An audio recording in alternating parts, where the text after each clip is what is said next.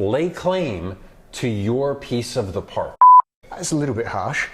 And it's fun to go out and be drunk and eat in public, which they said will make you so relaxed you might even poop your skirt. Well, oh, sweet. Oh, yeah, wow, that's so sweet. It's Hi there. Welcome back to Talk and Taste. I'm your host, Max, and Timothy.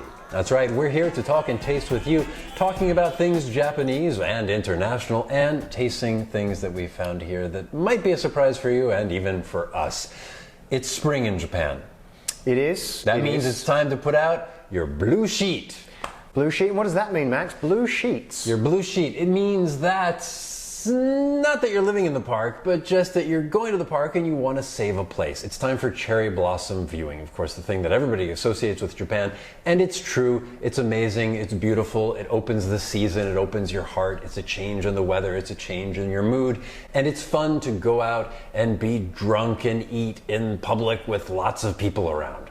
Well, generally, yes, that couldn't maybe not said for this year, but it is Hanami, which is flower viewing. Now, the thing is, it's perfectly acceptable in Hanami to go out and basically just like lay claim to your piece of the park, as big as you want, and people won't move it. They won't sit on it. They'll respect your place until you arrive. It's amazing. In fact, it's quite a cultural thing in Japan whereby if your company has a Hanami party planned and you are perhaps the youngest person at your company or the, let's say, the kohai of somebody, you will be sent out to go first thing in the morning with your blue sheet to reserve the space for the rest of your associates. So that's your job. But you don't have to wait there. You don't have to stay there and fend people off. Sometimes you do. Well, that's Sometimes Tokyo. you do. That's Tokyo. The rest of Japan is much more civilized, I swear. So, when you told me, Max, that we were doing Hanami, I thought, well, what could we do? I mean, there's so many things. What's something that blossoms or blooms just before the sakura, the cherry blossoms? And it is the ume, the Japanese plums. So, with that in mind, I think you know what I have for you to taste today, Maximus. It is the umeshu. It is the umeshu. Now, umeshu is basically they take these plums and they macerate them in shochu, right? Yes. And shochu, as we covered in a previous episode, is a Japanese distilled spirit that can be made kind of from anything. Usually it's a white spirit. It's not aged in oak or any kind of other wood, about 25% alcohol. And then the coloring we're getting here is probably artificial, but the real good stuff actually will have ume kind of macerated in there and you get this plumminess to it. So I believe it's soaked, as you said, in shochu and also quite a considerable amount of sugar. It's amazing. It's like equal parts plum and equal parts sugar. The reason for that, of course, is that these plums are very sour. So today we have two, I guess quite generic, but also quite famous, the Choya Umeshu. This is a single year. Let's call it a vintage. It's a vintage Umeshu. Perceived high end to, well, let's call it a jar, shall we? It's a jar of Umeshu, the Pio. Now, I'm not sure if it's going to be hard to see this, but here we go. Right in this one here, we have a plum and ume inside the jar. So I think we may even have to do some janken, rock, scissors, paper for who gets the plum. You can have later, Max. But I mean, look at that. That is absolutely amazing. If you don't have your own cup, you've got right there. You can. Oh, that was a professional pour. I would have spilled that all over the place. Well, it's not my first time at Hanami, Max. I'll tell you that much. We have what could be considered a somewhat better quality and then maybe a more generic. So let's do a quick tasting of these two and we'll tell you what we think. We're starting off with the single year. Well, oh, sweet. Oh, wow, that is so sweet. It's predominantly sweetness that is coming through on the nose. It's a big hit of plum. It's plum sugar. It's a sugar plum fairy dance.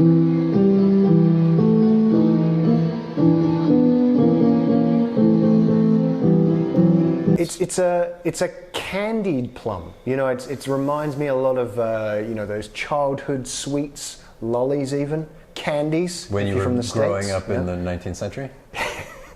Yes, and I mean, I would have to say the aroma, the nose is quite pleasant. I mean, I of course haven't tasted it yet, but it's not offensive. It's sweet and, as you'd expect, quite plummy.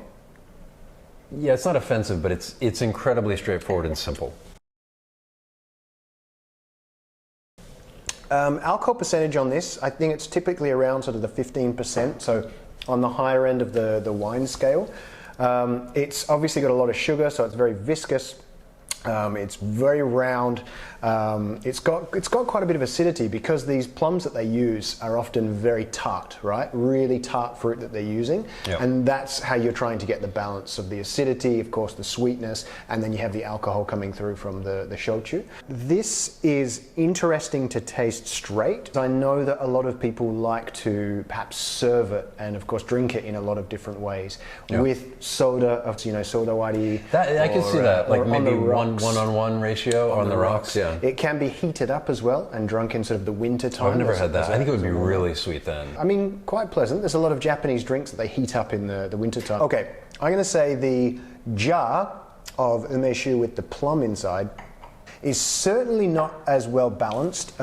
It seems sort of quite a lot stronger, a little bit more astringent. I guess when you have the fruit soaking in it for quite a long time, it's going to naturally pick up a few more of those. Oh yeah, I've been bad-mouthing this one, but yeah. But yeah, that's quite interesting. I find this is definitely lighter, it's definitely smoother. I think it's better balanced. This is certainly a richer form, to use your term, to get the job done.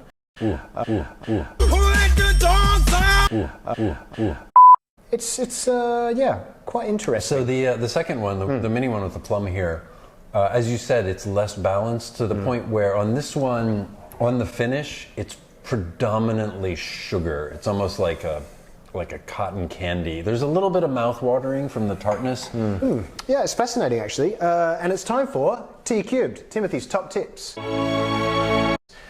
Timothy's top tips today are if you're somebody who suffers a little bit when you drink wines and have maybe a tough hangover, sometimes this can be associated with the histamines in wine. Actually, this umeshu, or plum liqueur wine, has a lot less histamine. So what you'll find is maybe if that's an issue for you, that you might not have as bigger effect after a night on this. However, that said, the amount of sugar that's in these things may cause you some other issues.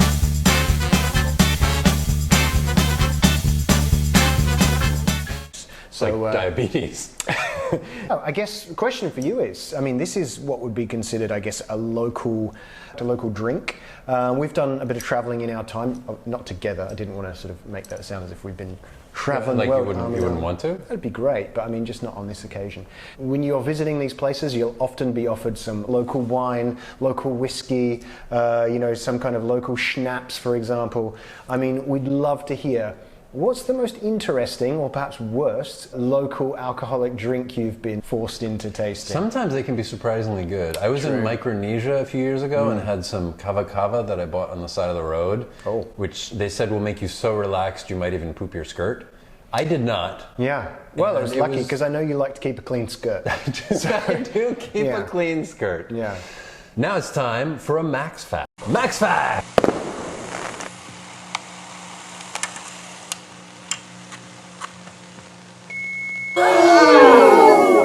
So we talked about the plums. These plums, which are a symbol of the beginning of spring, right? Because they tend to flower in February. They're actually very, very sour. So they're almost never eaten just as fruit.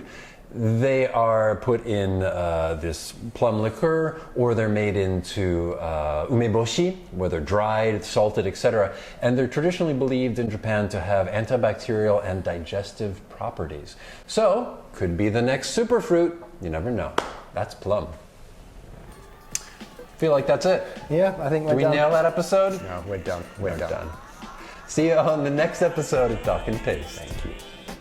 Max knows the spirit, and Tim knows the wine. Have a drink with us and it'll be a fine time.